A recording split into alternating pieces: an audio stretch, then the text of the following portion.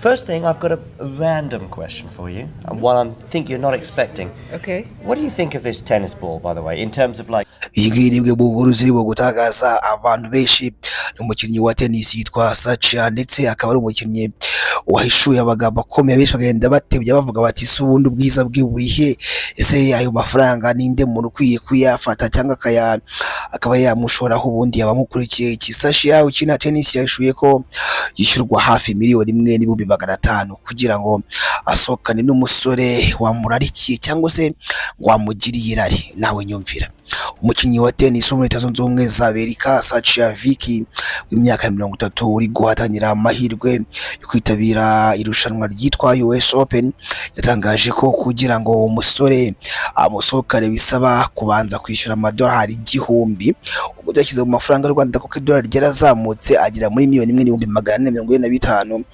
n'imisago. Uyu mukinnyi rero ukomoka muri Florida cyangwa se muri Leta ya Florida akaba ari icyamamare muri tennis, yatangiye gukoresha konti ye yitwa OnlyFans mu ntangiriro z'umwaka aho akura amafaranga menshi kubera amafoto n'amashusho ashyiraho. Mu butumwa yashyize kuri Instagram, Vicky yagize ati ntabwo nkisohokana n'abasore ku buntu kubera ko imyitwarire yabo ubu bisaba ko umuntu anyishyura mbere, kuko uwo ari we wese unshaka anyohereza byibura amadolari 1,000 cash, ndetse nanjye nkahita muha offer cyangwa se tugasohokana. Abantu rero benshi bakomeje kugenda bavuga bati se ubundi uyu nguyu bicyo amafaranga ni iki, cyangwa se afite ubuhe bwiza butangaje.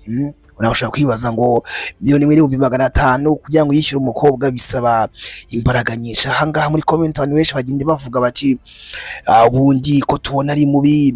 Uyu nguyu witwa Nikki All yavuze ati se ubundi uyu nguyu uramwishyura kwa ko yakoze iki? Ati kwa ko yakoze iki? Undi yaje aravuga ati ko mbona asa nkanjye ahangaha se ubundi ni gute wajya kwishyura umuntu nk'uyu nguyu kwera? Ati abasore natwe twaragowe. Undi nawe araza aravuga ati njyewe nta n'1,000 namuha.